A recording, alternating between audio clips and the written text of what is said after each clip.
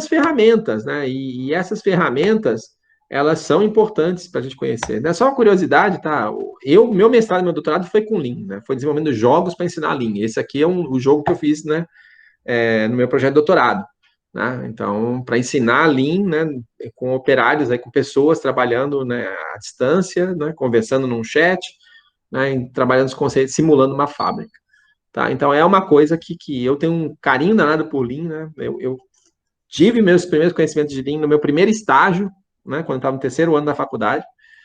E de lá para cá, eu só trabalho com Lean desde então. Né? Então, trabalhei com Lean no mestrado, trabalhei com Lean no doutorado, trabalho com Lean na minha consultoria, né? E hoje, muito mais fortemente, com Lean IT. Né? Então, como a grande processo aí de melhoria na área de TI. Tá? Bom, a primeira ferramenta do Lean é o Kaizen. Né? Então, se a gente quer trabalhar com Lean, a gente tem que entender o que é Kaizen. O que é a Kaizen? Melhorar sempre. Eu gosto muito do Lean, acho que já deu para perceber. Né? E eu acho que o Lean é muito interessante porque você olha o Lean ele não serve só para a indústria, não serve só para o seu trabalho, ele serve para a nossa vida. Né? Lean é inspirador, Lean é filosófico, né? Tem muito essa coisa japonesa, né? De uma coisa de pensar um pouco mais, né? De ir além do básico. E o Kaizen, né, é uma coisa que a gente deveria ter para nós, como sempre, né? Assim, a gente sempre tem que ser melhor, né? A gente tem que ser melhores alunos, melhores professores, né? Eu tento fazer isso, né? Não sei se eu consigo, mas eu tento, né? Todas as disciplinas, quem já me conhece sabe, eu faço pesquisa, eu olho a pesquisa, eu mudo o curso com base naquela pesquisa. Isso é Kaizen, né? Eu tento sempre ver se dá para ser melhor do que foi antes, né? A gente tem que pensar em ser melhor aluno, melhor professor, melhor filho, melhor pai, melhor namorado, melhor marido, né? Enfim, melhor funcionário, né? A gente tem que ser melhor sempre, né? Se vocês quiserem empreender, para quem está fazendo esse empreendedorismo, né? Eu acho muito legal, né? Quem assistiu a palestra anterior, né? Quanto que né? O empreendedor fala, né? Puxa, eu errei, eu assumi que eu errei, eu aprendi com o erro e eu segui em frente. É Kaizen, ele tá entendendo que ele errou e ele quer melhorar. Tá? Então, a base do Lean é isso. Todo mundo, quando fala todo mundo, é todo mundo, nem é uma equipe da qualidade. Né? A faxineira, quando está fazendo a faxina na empresa, está pensando como é que eu faço faxina na melhor qualidade, né? Como é que eu limpo de uma forma melhor. Né? O presidente, como é que eu faço reuniões com melhor qualidade. Né? A secretária, como é que eu atendo melhor as pessoas. Né? A operária na fábrica, como é que eu produzo o produto com menos defeito. Então, todo mundo, o tempo todo, olhando para o que faz e fala, como eu consigo ser melhor.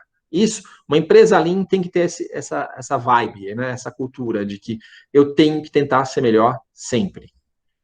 Tá? Não tem espaço para falar, tá bom do jeito que tá. Tá?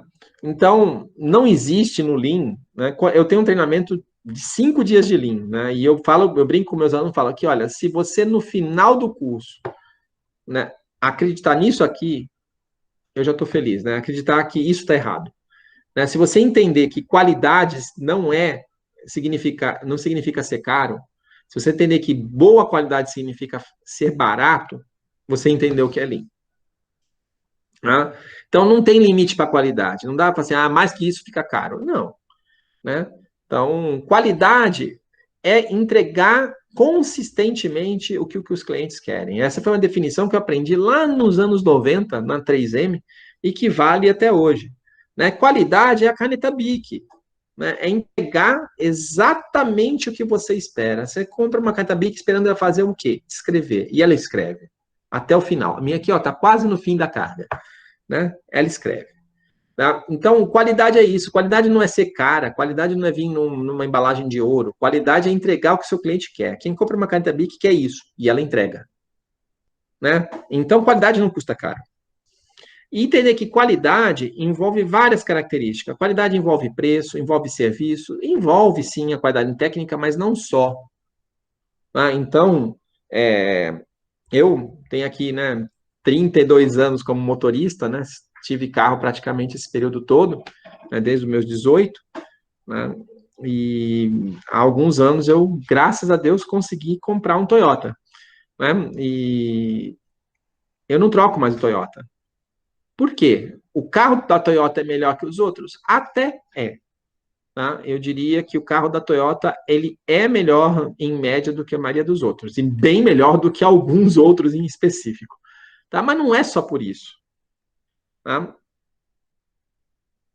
A concessionária, ela faz revisões no meu carro de 1 hora. Nenhuma outra empresa faz isso. Tem muitos que falam que faz, mas não fazem. Né? Para eu que tenho uma vida extremamente corrida, né? Então, assim, o fato de eu saber que eu vou fazer a revisão do meu carro, eu vou lá, entro com o meu carro às 10, às 11 eu saio com ele revisado, com óleo trocado, com filtro trocado, com tudo trocado em 1 hora e com um preço que é mais barato do que eu fazer isso no posto, tá? Me faz preferir um carro da Toyota. Né? Então, o fato de eu ter tido, por exemplo, eu tive um dos primeiros Etios, né? Por 5 anos, indo aí 3 vezes por semana para Limeira, né? Rodando bastante, rodando mais de 130 mil quilômetros. Né? Eu fiz 13 revisões e mais nada. Né? Então, eu fui 3 vezes na concessionária, gastei 13 horas de manutenção nesse carro, só em 5 anos, andando 130 mil quilômetros. Né? E ele não me deu um único defeito, né? Para mim, vale a pena. Né? Então, não é só a qualidade, né, do carro ser mais eficiente, mais rápido, mas né, é o fato de eu ter confiança que esse carro não dá defeito, é o fato da revisão ser muito rápida e muito barata, né, é o fato das pessoas me atenderem com respeito. Né? Isso é cultural, tá, gente? A Toyota cobra das concessionárias isso. Eu não sou pago pela Toyota, eu nunca tive a Toyota como cliente, tá? Só para ficar bem claro entre vocês, tá? Eu nunca fiz nenhum serviço para a Toyota, né? Estou falando só como consumidor mesmo, tá? A Toyota exige das concessionárias que te trate bem, né? Te trate com respeito, né? Então o vendedor te trata, né, olhando nos olhos, não promete nada que não vai cumprir. A revisão realmente não troca nada que é desnecessário, tá? Cumpre a 1 hora. Eu conheço, falei, outras marcas que juram que revisão de 1 hora, mas que eu converso com as pessoas e falo, não, eles nunca cumprem, né? A Toyota cumpre. Então, assim, não basta ter um produto bom, né? Embora o carro da Toyota seja bom, mas ela tem um atendimento bom, ela tem, né, uma preocupação em fazer as coisas direito. E olha, o preço dela, vocês estão falando talvez com um dos caras mais pão duros que vocês conhecem, tá? Eu sou extremamente pão duro, não compro nada de marca, né? O dinheiro para sair daqui do bolso é difícil, muito difícil. Né? E eu pago mais caro no carro da Toyota, eu sei. Né? Um Etios é muito mais caro do que o equivalente da GM, que o equivalente das outras marcas. Né? Então, no questão do preço, a Toyota é até mais cara, tá? Mas, né, eu ganho economia nas outras coisas. Né? Não ter manutenção, não ter uma peça. Quem tem carro e sabe o que é trocar uma peça do carro, sabe o quanto custa caro. Só para curiosidade, para quem já tem carro e tem uma imagem de preço aí, né, ou conhece a gente que tem, esses 130 mil quilômetros que eu tive, né, com Etios, eu gastei 4 mil reais nos 5 anos, somando os 5 anos. Tirando o combustível, foi 4 mil reais de manutenção. 13 revisões, 4 mil reais. Cada revisão, então, foi na ordem de 300 reais. Tá? Isso não existe na área de automobilística, tá, gente? Eu conheço gente que tinha carro popular e foi fazer a primeira revisão, custou mais de 1.000. Eu fiz 13 revisões por 4 mil. Tá? Então, qualidade, então, é entender isso. Qualidade é todo o pacote. Quando vocês estão falando de sistemas, estão falando de TI, né, na área que vocês forem trabalhar, lembrem disso. Não adianta você entregar um sistema com qualidade se você trata mal o seu cliente, né? Se você não atende quando ele liga, né? Se você não ajuda ele a instalar ou não treina a equipe dele, né? Se você é extremamente rígido, isso é o que está no contrato, eu não vou fazer nada além do contrato. Tá? Qualidade é tudo. Né? Qualidade é muito além da qualidade técnica do produto ou serviço que você atende. Tá? E o Kaizen, né, busca isso. Eu tenho que sempre ser melhor. A Toyota pensa, como que eu faço para minha concessionária ser melhor? Ela fabrica carro, mas ela exige que a concessionária o tempo todo faça Kaizens. Olhe o que eles trabalham, como eles façam, pensem a fazer melhor. O Lean também tem essa coisa muito forte, né? E isso é verdade. Eu converso com pessoas da Toyota, eles colocam isso como uma cultura muito forte deles, que sempre que tem um erro, né, eles festejam quando eles identificam um erro. Né? Porque, como assim, Marcos? Eu erro, eu festejo? Se eu descobrir que eu errei, é uma oportunidade de eu evitar que eu repita esse erro. O problema não é errar e não perceber. né? É errar e entregar um defeito. É errar, por exemplo, e continuar errando repetidamente. Isso é ruim.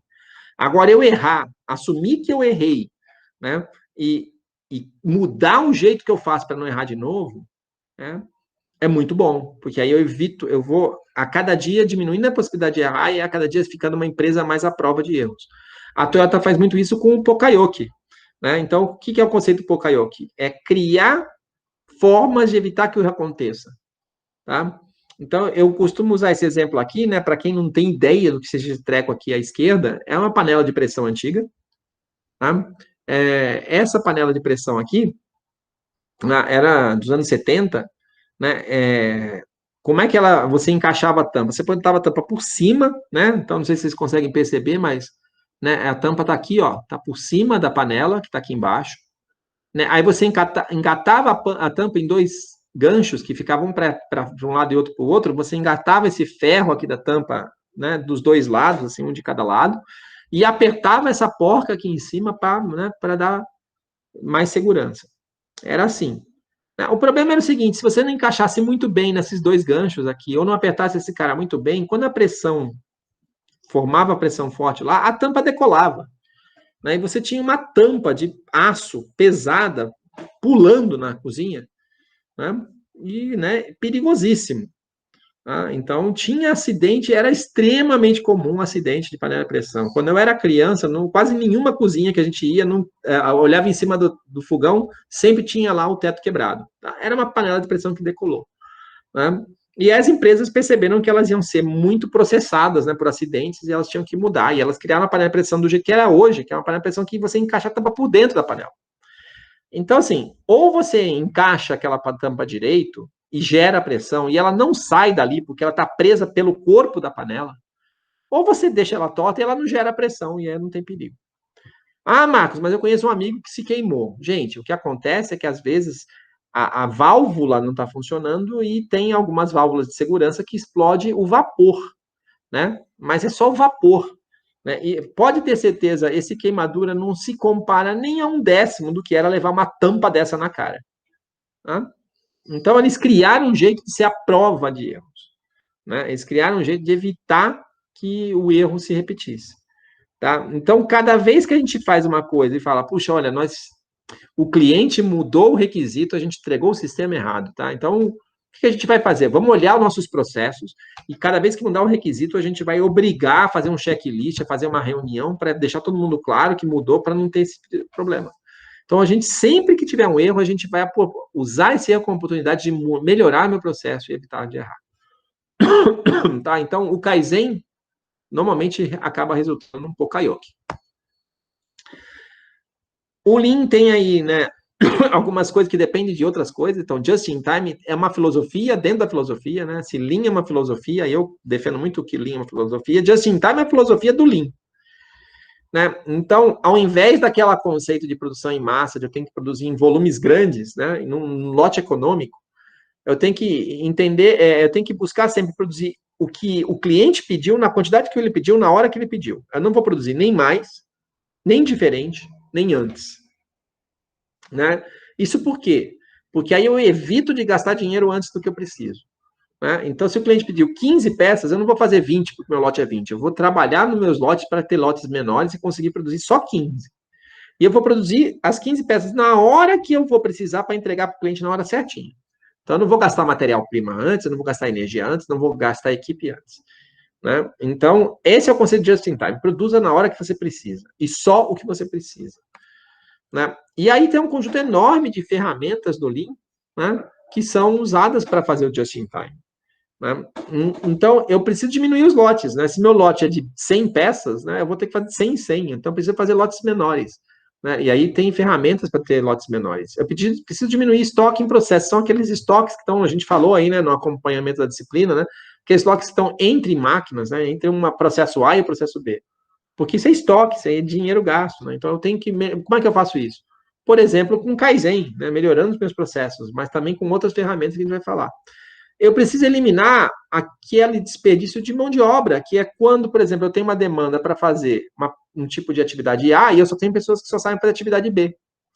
Né? Então, as pessoas que fazem atividade B, ficam paradas, né, enquanto as pessoas que trabalham de IA estão gastando horas extras.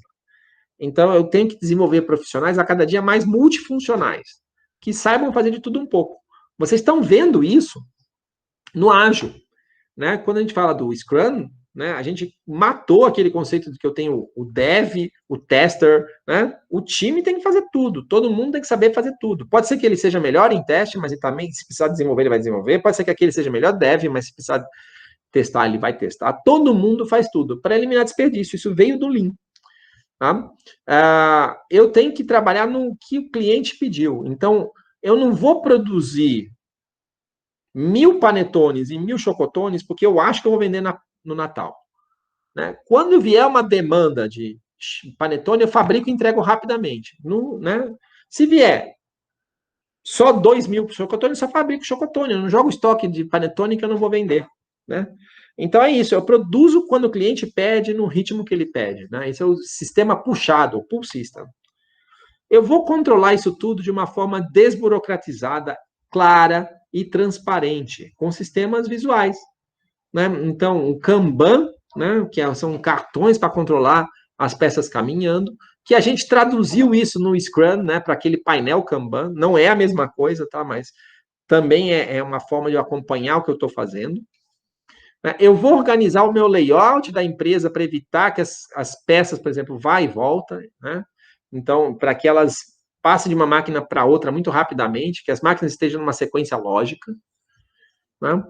E sempre que acontecer de chegar uma peça com defeito em alguma fase, eu vou parar a fábrica inteira para entender onde que causou aquele defeito. Então, imagina o seguinte, né? Eu sou a fase 2 de um processo, chegou esse aparelhinho para mim, né? E eu fui usar aqui na fase 2 e esse aparelhinho não está funcionando. Eu paro a fábrica, falar, gente, chegou uma peça com defeito aqui para mim. Né? E eu vou entender em que fase gerou o defeito, eu vou criar um Kaizen naquela fase, vou criar um Pokayoke naquela fase, né? E só quando eu corrigir aquilo é que eu ligo a fábrica novamente. Né? Qual é a visão? Por que eu faço isso? Eu faço isso para não produzir defeito, para não continuar produzindo coisa com defeito. Então, eu não aceito defeitos. Né? E também, né, aquele conceito que a gente falou que desequilíbrios são ruins, né, eu vou tentar fazer que a minha venda seja o mais estável possível. Tem estratégias para vendas também, para que eu tenha um nível mais estável. Né?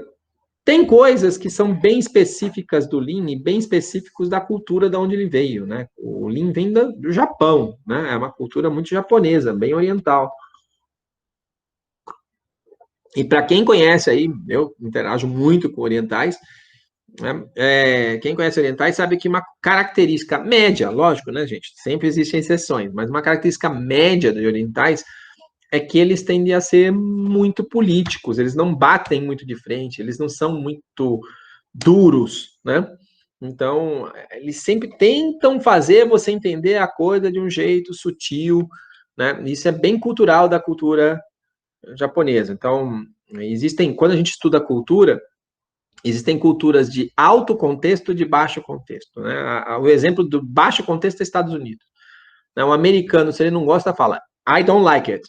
Ponto. Né? Se alguém pede dinheiro, né, na rua para um americano, ele fala no. Acabou. Né? Não vou dar. Não tem desculpa. O Brasil já está no meio, né? Dificilmente, se alguém pedir dinheiro para vocês vão falar não. Né? Vocês vão tentar, hoje não, tô sem troco, puxa, desculpa, que não vai dar. Né? A gente tem uma dificuldade enorme de ser tão objetivo, né, como o americano é. De falar não. A gente tenta ser mais polido, mais, né? Então a nossa cultura já é de médio contexto. A cultura oriental é de alto contexto. Né? Então ele vai falar uma coisa que você vai ter que entender o que ele quer dizer com aquilo, né? Porque ele não vai ser direto. Né? Então, assim, ele não vai bater de frente. Não tem aqueles conceitos de war room, né, que americano tem, que eles vão lá, se batem, xinga, fala, e sai dali com uma conclusão. Né? Se acontecer isso no Japão, as pessoas vão romper. Tá? Então, o conceito lá é muito mais de chegar em consenso. Tá? Então, a visão do Lean é, sempre que eu for fazer alguma mudança, todos têm que concordar. Se não concordarem, eu vou discutir até todos concordarem. Dirão os americanos, né? Uma cultura de baixo contexto. Não, mas isso demora demais, né? Vamos votar aqui e quem não tiver a favor, problema, vai seguir o que a maioria definir. A decisão é mais rápida, é verdade, a decisão é mais rápida, mas tem uma diferença fundamental, né? Quem perdeu no voto, e não porque se convenceu de que aquela deve ser a melhor coisa a ser feita nesse momento, não vai ter interesse nenhum em fazer aquilo dar certo. Né? Aliás, pelo contrário, se der errado, ele vai ficar super feliz, vai falar, tá vendo? Eu fui contra. Vocês quiseram fazer, deu errado. Né? Então, você não ganha apoio de todos. Então, a visão do Lean é, eu gasto mais para tomar decisão, mas a implantação vai ser muito mais fácil, porque todo mundo comprou a ideia. Marcos, isso aqui é 100% verdade? Isso aqui depende da cultura. Né? Então, assim, eu não vou recomendar nenhuma wash para todo mundo, mas acho que é interessante a gente entender, né?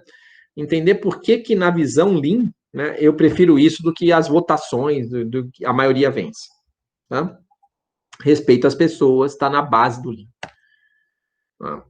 Eu vou entender como é o fluxo de valor na minha empresa. Então, como que, por exemplo, entre receber um carro e entregar um carro, né, o que cada atividade entrega de valor? O que faz aquele carro ser melhor?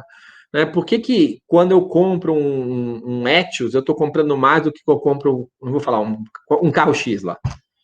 Né? Porque a Toyota, em cada atividade, ela agrega valor. Ela coloca mais do que simplesmente colocar, né, uma suspensão, de colocar um banco, né? Ela coloca qualidade, ela coloca, né, precisão, ela coloca... Então, assim, falei, eu tive experiência, né? Troquei há 2 anos atrás, né? Mas experiência com Etios, né? Foi fenomenal. O carro era um relógio, absurdo, né? 5 anos usando o carro não faz um barulhinho, sabe? Aquela coisa que você fala, não é possível, dá até raiva, né? Como é que esse negócio é tão perfeito? Então, por quê? Porque ela estuda cada processo, entende como é cada processo, entende como eu faço para aquele processo ser o mais rápido, mais barato e mais preciso possível. Como é que eu faço esse mapeamento e entendimento desse processo? O mapeamento de fluxo de valor, o Value Stream Mapping. É uma ferramenta de desenhar os processos, entender os processos. Né? Então, e eu mapeio os processos para entender cada atividade que eu faço, se tem valor ou não. Né? Então, vocês participam de uma empresa e nessa empresa as pessoas, quando passam na máquina X, eles preenchem um formulário lá. Né? Por quê? Porque esse formulário a gente criou para garantir qualidade. Tá, agora vamos ver. Quem que lê esse formulário? Hoje está ficando numa pilha. Quem que tabula os dados? Hoje a gente não tem tempo de fazer. Mas então, para que eu preencho o formulário se ninguém está olhando o formulário? Mas foi importante. Foi, não é. Né? Então, entender os processos para questionar cada um. E aí, sim, um cara de linha é um cara que questiona de uma forma educada, de uma forma cuidadosa, mas questiona tudo. Né? Para que eu faço isso? Né? O que eu ganho com isso? E se não entrega nada de valor, aquela atividade não entrega nada de valor para o nosso cliente, né, vamos eliminar. Eu, pessoalmente, eu acho assim, a área pública brasileira precisa muito disso aqui. Né? A gente tem uma área pública caríssima. Né? E sempre que o pessoal fala a saúde precisa melhorar, o pessoal fala precisa investir mais em saúde. Ou a educação precisa melhorar, a gente fala precisa investir mais em educação. Gente, o Brasil investe mais do que os países desenvolvidos, né, em educação, saúde, justiça. Né? Se a gente pegar a proporção do PIB que o Brasil investe nessas coisas, a gente investe mais que os países desenvolvidos, mas nossos serviços de todas essas coisas são piores. Né? Então, o problema não é o volume de valor que eu entrego, é onde eu gasto esse dinheiro.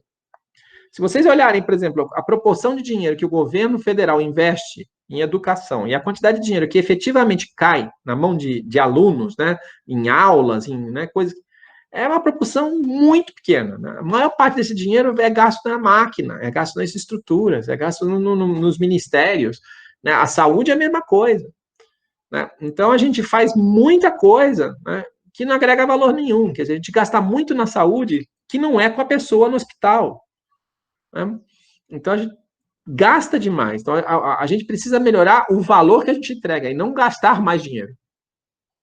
Né? O que a área pública brasileira precisa fazer, né, que a área privada já fez por uma necessidade de sobrevivência, é isso, é tornar mais eficiente, né? É estudar o valor, o fluxo de valor, e eliminar tudo aquilo que não agrega valor. A quantidade de documentos e formulários e burocracias, né, que existem na área pública, que não serve para absolutamente nada, a não ser gastar dinheiro e gastar tempo dos profissionais que estão lá, né, para não agregar nada para o cidadão, é absurda. Tá? Então, o VSM é essa coisa, eu preciso estudar o que eu faço e tirar aquilo que não agrega. Né? Então, eu acho que o Estado tem que dar uma educação muito melhor, uma saúde muito melhor do que ele dá hoje. Mas não é dar mais dinheiro, né? É fazer melhor. Né? É, assim, é usar esse dinheiro de uma forma mais eficiente. Né? Usar esse dinheiro de uma forma de que realmente, né, eu só faça aquilo que agregue, e não fique preenchendo formulário, não pedindo, exigindo burocracia, não fazendo carimbo. Né? Infelizmente, a gente gasta uma energia enorme, né, fazendo carimbos e preenchendo formulários. Tá? E assim, quando eu vou mapear esses processos, a gente vai sempre entender que existem 3 processos. O que você, né, que trabalha na imprensa, pensa que é. O que realmente é, que é sempre muito mais complicado, sempre tem muito mais ciclos, sempre tem coisa que. Quando eu faço isso, eu faço muito isso em empresa, né, de ir lá entender os processos. Né, é muito divertido esse processo de construir, né, de entender como a empresa funciona, porque a gente descobre que ninguém conhece esse fluxo como um todo. Ninguém. Cada pessoa conhece um pedacinho, né? Na hora que você junta tudo, é uma quantidade enorme de surpresas e, meu Deus, sério que você faz isso? Eu também faço, né? Sabe? A fase a última coisa que faz é testar o produto, e a fase B testa o produto antes de usar. Mas, cara, A já testou. Ou, né, um lava e o outro lava de novo, né? Né, enfim, a quantidade enorme de desperdícios que tem, né? Porque um não conversa com o outro, porque a gente não enxerga o todo. E quando a gente fala de linha, a gente não vai olhar a área A ou a área B, a gente vai olhar a empresa. Da hora que entra o pedido até que a hora que eu coloco o produto no caminhão para o cliente. Né? Ah, mas passa por 5 áreas. Não importa. A área não é importante. O que importa é a empresa. O que importa é o cliente pediu e ele recebeu. Então, esse fluxo de valor, né, a gente trabalha ponta a ponta, que a gente fala em mim. Né? Mapear fluxo não é fácil. Tá? O fato de você estar observando o processo muda o processo. Isso é conhecido como efeito Hawthorne. Tá? Porque quando você está olhando, as pessoas já estão lá, nicho, estão me olhando, é melhor fazer direitinho, é melhor seguir o procedimento. Né? E o mundo real, né, não necessariamente eles fazem exatamente aquilo. Tá? Então, demanda paciência, demanda muito tempo observando, demanda, né, deixar claro para as pessoas que você não está preocupado em avaliar elas, né, você está tentando entender como o processo funciona.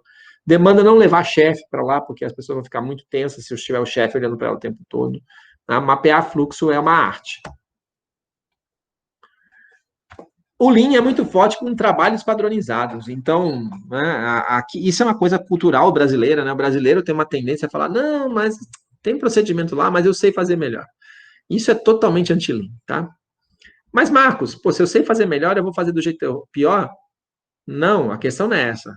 A questão é, o jeito que está padronizado é o melhor jeito. Se você sabe melhor, fazer melhor do que está padronizado, mude o padrão para o seu jeito. O padrão não é congelado, o padrão não é uma coisa que você não pode mudar. O padrão você pode mudar todo dia. Mas o fato é, você tem que seguir o padrão. Você tem que fazer o que está definido. Tá? E se você souber um jeito melhor, mude o padrão. Tá? Mas o padrão tem que ser respeitado. Nossa, mas você não falou que tinha que ser mais leve, menos burocrático? Sim, o padrão não pode ser, não precisa ser burocrático. O padrão não precisa ter milhões de formulários, o padrão não precisa ter milhões de controles. Mas precisa ter um jeito único de fazer a coisa. Porque quando você vai comprar um carro da Toyota, você acredita que aquele carro vai ser tão bom quanto o que o Marcos está falando aqui. Né? E ele só vai ser tão bom quanto se todo operário que entrar na Toyota trabalhar do mesmo jeito e fazer da mesma forma. Né? Então, existe sim um padrão. Esse padrão também se preocupa com fluxo, não só com qualidade, né? Mas criar um padrão que as pessoas não parem, né? Lembra, espera é desperdício. Né? Criar um padrão que seja o mais rápido possível de fazer cada coisas, né? Então, eliminar desperdício aí de tempo, né? E criar um padrão até de estoque, né? Então, para ter o mínimo de estoque possível, né? Para garantir que eu vou realmente não vou ter muito material parado na fábrica. Eu tenho um nivelamento de produção, é uma ferramenta muito usada em Lean, para a indústria, isso aqui é especificamente para a indústria. Então, imagina o seguinte, você faz 3 tipos de produto, né? Então, bolinha branca, bolinha amarela e bolinha azul. Né? Como é que era na visão Ford, na produção em massa? Eu vou fazer todas as bolinhas brancas primeiro, depois todas as bolinhas amarelas, depois todas as bolinhas azuis.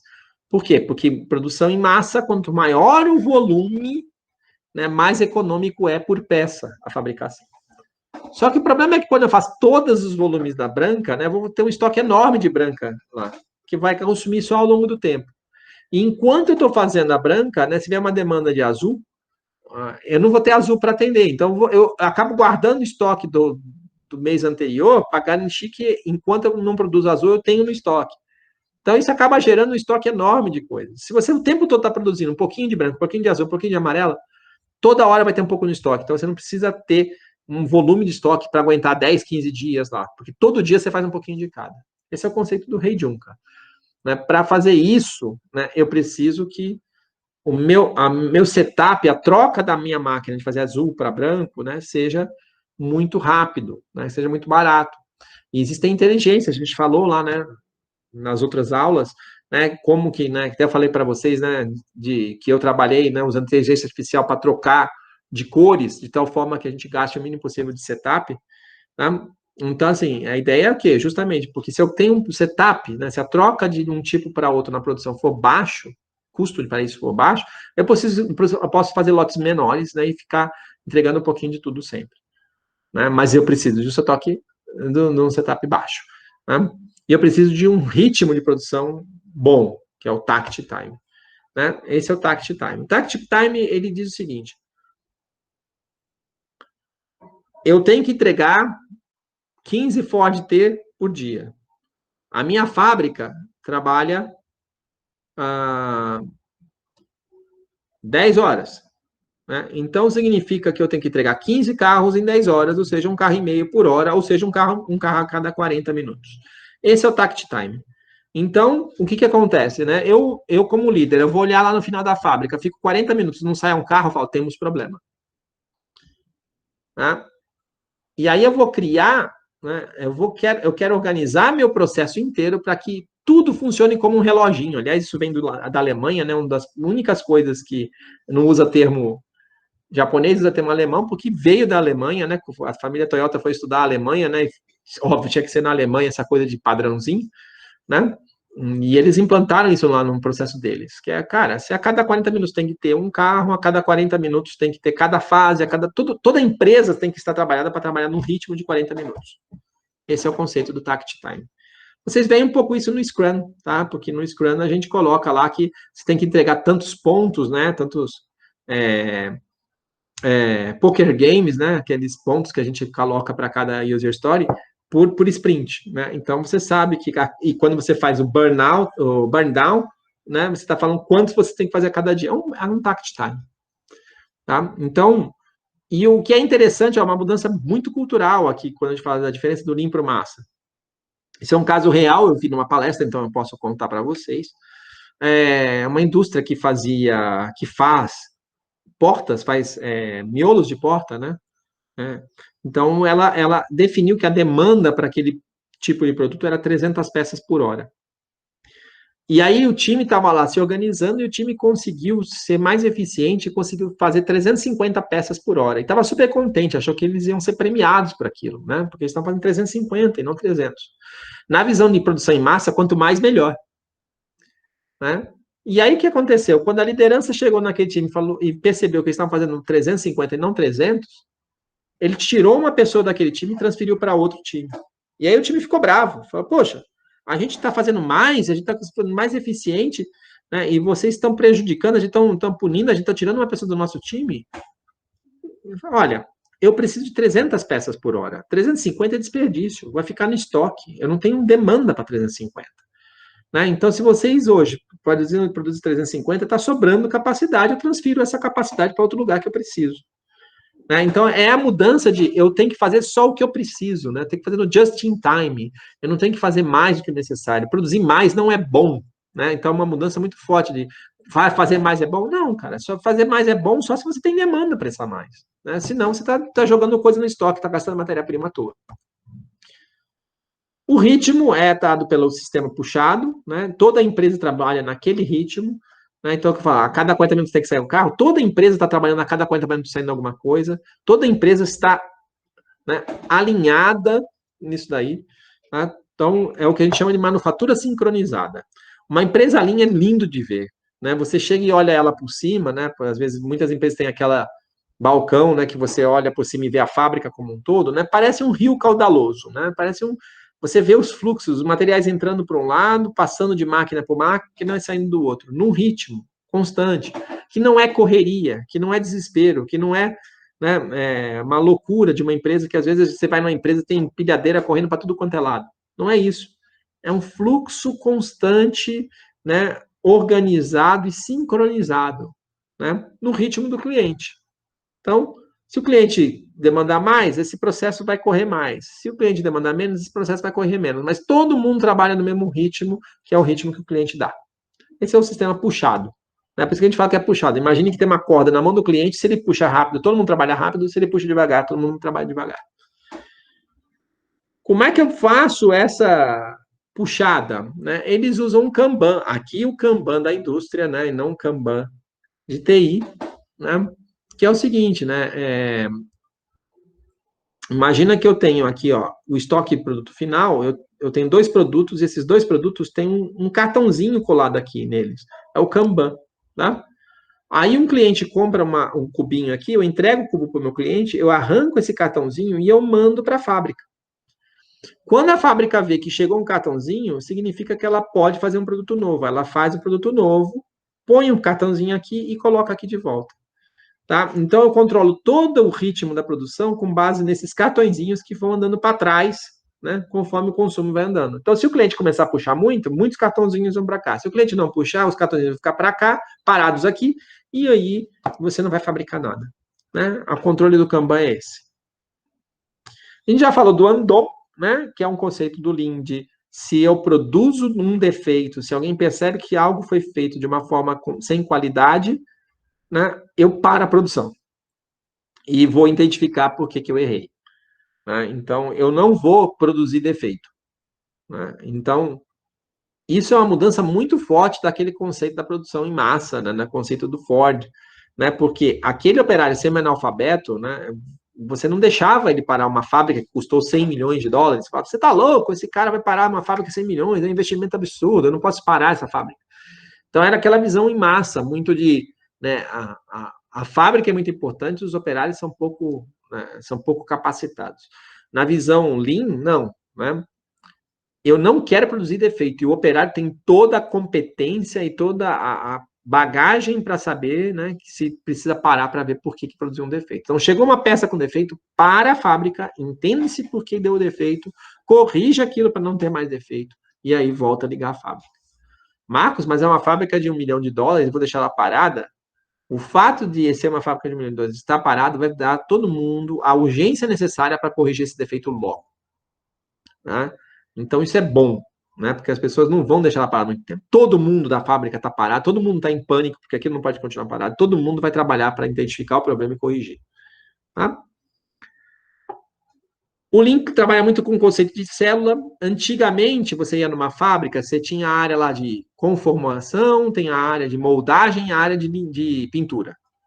Todos os produtos de 15 clientes diferentes passavam pelas mesmas pessoas na conformação, depois passavam pelas mesmas pessoas na moldagem, depois passavam pelas mesmas pessoas na pintura. Aí, quando atrasava alguma coisa para o cliente, né, o cara da conformação falava que ele fez a coisa certa, e o problema foi na moldagem. O cara da moldagem falava que foi o cara da conformação que já entregou atrasado. O cara da pintura já reclamava e ficava cada um culpando o outro. No fundo, por quê? Porque a estrutura ficou tão grande, né, a coisa ficou tão complexa, o processo ficou tão complexo que as pessoas não conseguem mais enxergar o cliente que elas estão atendendo. Estão muito mais preocupadas em brigar de área para área, né? Em achar o culpado interno. Né? E aí, no fundo, ninguém olha para o cliente, que é quem paga a conta no final das contas. Então, há estudos muito interessantes que mostram, né, que quanto maior a empresa, menos eficiente ela é em atender o cliente. Né? Então, o que a visão Lean coloca? Eu vou transformar minha grande empresa em várias microempresas. Né? Então, esse time aqui atende a Ford, esse time aqui atende a Volkswagen, esse time aqui atende a Toyota. A pessoa 1 faz a conformação, a 2 faz a moldagem, a 3 faz a pintura. Tá? Aqui a 1 faz a conformação, a 2 a montagem, a 3 a pintura. Então, as pessoas que fazem as coisas estão dentro de cada time. Não estão mais divididas por todo mundo que faz conformação numa área, todo mundo que faz moldagem, não. Eles estão juntos. Né? Esse time faz tudo que é necessário para entregar o que o cliente precisa. E dados que ele só tem um cliente, ele sabe muito bem que se eles não entregar na prazo e na qualidade, aquele cliente pode deixar de comprar, e se deixar de comprar, aquele time pode deixar de existir. Né? Então, a gente muda a visão de uma empresa estruturada e altamente hierárquica para uma empresa extremamente horizontal, várias microempresas que têm um cliente claro. Vocês estão vendo isso no Scrum, né? Também essa mudança aqui de paradigma, de em vez de ter o time de requisitos, o time de desenvolvimento, o time de testes, né, a gente tem um time que atende aquele cliente. E esse time tem que atender aquele cliente muito bem. Né? Como eu falei, eu troca de setup, né? Se eu tenho setups muito caros, se trocar de uma peça para outra, fabricar peça do tipo A para fazer tipo B, custar muito tempo, custar muita energia, for muito caro, eu não consigo fazer lotes pequenos, né? Porque as trocas demandam muito esforço. Né? Então, o que a Toyota trabalhou foi em ferramentas e técnicas para transformar esse setup no menor possível. Né? E ela tornou esses aí muito eficiente mesmo, a ponto de poder fazer um mínimo de produtos a cada vez. Se possível, esse mínimo ser um. Então, ao invés de fazer lote de 100, eu faço lote de 1. Né? Porque quando eu passo um por vez, né? Imagina aqui, ó, esse cara, ele vai ter que fazer ele faz 10 bolinhas, ó. Aí ele entrega para cá. Aí vem aquela pilha, fica aquela pilha de 10 bolinhas, esse cara faz uma para uma, só quando tiver 10 ele entrega para cá. Aí tem essa pilha, ele quando tiver 10 ele vai para frente. Tá? Então eu produzo de 10 em 10 e entrego para cá. Né? Esse é um fluxo de 10 peças. Né? Como é que é no Lean? Eu ponho todos eles na mesma mesa, ele faz uma, passa para frente. Esse aqui faz uma, passa para frente, esse aqui faz uma e passa para frente. Então é o fluxo de uma peça. Isso aqui é o One Piece Flow. Esse cara, né, imagina quando eu ligo a fábrica no primeiro momento, esse cara vai esperar isso aqui produzir 10 e transportar para cá para poder trabalhar. Enquanto isso, ele está parado. Esse aqui tem que esperar esse produzir 10, esse produzir 10 para começar a trabalhar. Enquanto isso, ele está parado. Né? Se por algum motivo esse cara atrasar, você vai ficar parado esperando mais 10. Assim, ninguém fica parado nunca, né? Porque ele produziu uma, já está para frente, produziu uma para estar para frente. O fluxo é de uma peça. Tá? É lógico que isso aqui faz sentido para peças, né, para automotivo, né, tipicamente peças, e não faz sentido para, né, por exemplo, quando a gente falou lá, né, de processos químicos, né, que você faz em lotes, né, em tanques. Né? Aí não tem jeito, você pode fazer o quê? Esses tanques serem menores, e é isso que o Lean está fazendo. Então você adapta um pouco os conceitos, mas não é mais um fluxo de uma peça, né, são fluxos menores, são estoques menores, quantidades menores. Tá? Eu ainda tenho outras ferramentas de Lean, né? E não faz sentido aqui eu falar todas, tá? Mas o controle estatístico de processo é importante. A teoria das restrições a gente vai comentar um pouquinho outro dia. O benchmark, de olhar para os, né, nossos amigos, os nossos colegas de outras fábricas da mesma empresa, né, e ver como eles fazem. Né? O nivelamento de vendas para diminuir variabilidade, enfim. Né? Mas aí não cabe aqui, né? Um treinamento de Lean são 5 dias, né? E outra coisa que o primeiro passo, normalmente, quando alguém me pergunta, Marcos, a minha empresa não tem qualidade nenhuma, a gente está querendo começar o Lean, por onde eu começo? Né? Se vocês realmente não têm nada, comece com o 5S.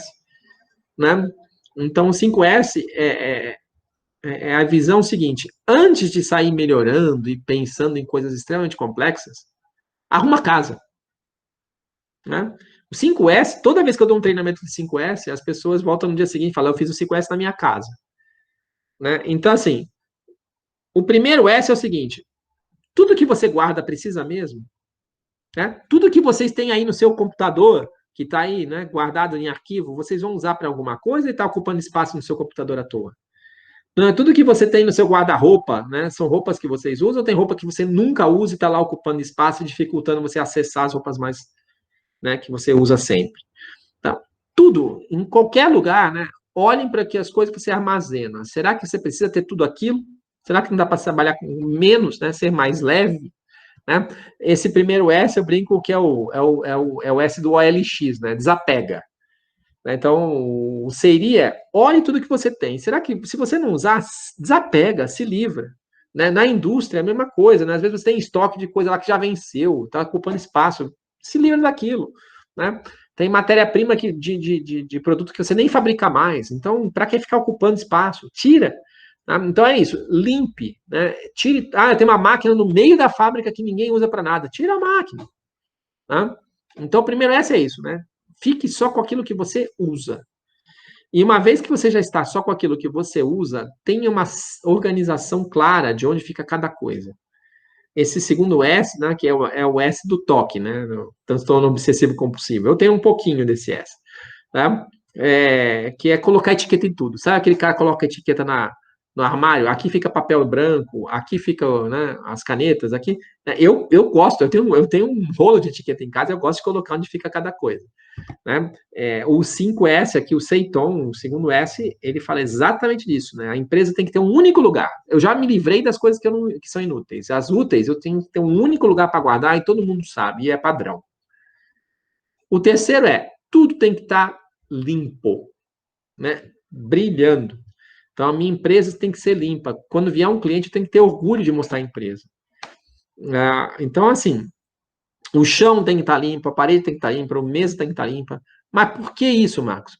Para criar uma cultura de excelência, criar uma cultura de responsabilidade de todos. A limpeza não se mantém porque eu limpo muito ou porque eu tenho muita faxina. A limpeza se mantém porque eu não sujo. Porque cada pessoa cuida do lugar que se trabalha, né, para manter aquele trabalho, aquele local limpo. Tá? Então, esse é um terceiro S. Vocês lembram na Copa do Brasil, né? Que tinha os japoneses lá, né? No final dos jogos, juntavam o lixo, tá? Então, exatamente, eles estão acostumados a fazer isso lá. Né? Nas indústrias fazem isso, né? Não tem aquela de alguém vai vir varrer. Não. Eu trabalho aqui, eu mantenho o meu ambiente limpo. Tá? No Japão, para vocês terem uma ideia, né? As crianças na escola, no final da aula, elas vão lavar o banheiro da escola. Né? Então, o Brasil tem um lado que eu acho que é vergonhoso nosso, que a gente é muito ainda, né, escravo da cultura de escravidão, né, de achar que, imagina, né, vocês vão falar, imagina que eu vou lavar o banheiro da faculdade. Então, significa que tem que ter alguém que tem que lavar a sua caca, né, tem que lavar a sua sujeira. Né? Então, o que é? Você é superior e existem pessoas inferiores, né, que podem fazer esse serviço e você não. A gente tem muito essa cultura, né, tem coisa que é para mim, tem coisa que não é para mim. Né? E imagina uma criança, né, limpar o banheiro da escola. Uai, né? Se ela não limpar, alguém vai limpar, né? Se ela limpar, ela não vai sujar. Ela não vai fazer aquelas coisas que eu via na minha escola municipal quando era criança, né? Porque ela mesmo vai limpar aquela caca. Tá? Então ela vai cuidar para ser limpa. Tá? Então é uma cultura, né, de responsabilizar as pessoas terem senso, né, de que, poxa, o que eu sujo eu limpo. E os 3 S principais, assim, que é o que a gente implanta no começo, são esses 3. E os 2 são os que sustentam aqueles 3. Então, assim, como é que, se eu já disse, eliminei as coisas que não tinham importância, né? Se eu já defini o lugar certo, eu mantei tudo limpo, eu tenho que ter processos que garantam que eu não vou começar a juntar coisa inútil de novo, que eu não vou deixar as coisas bagunçadas. Então, as próprias etiquetas são processos, né? E que eu vou manter o ambiente limpo. Esse é o quarto. É ter processos, padronização para manter aquilo. E o quinto S é o S da disciplina. Eu tenho que ter, né? A minha equipe tem que seguir aqueles padrões, né, e manter aquela situação de organização, de limpeza, tá? Então, o primeiro passo do Lean é isso aqui, né? Vocês vão vendo que é uma coisa que serve para o dia a dia, que eu falei, eu sempre que dou treinamento de 5S, né? Não foi tão rápido quando eu falei aqui, né? No dia seguinte, eu fiz um 5S lá na minha casa, no meu armário, tá? E foi super legal, tá?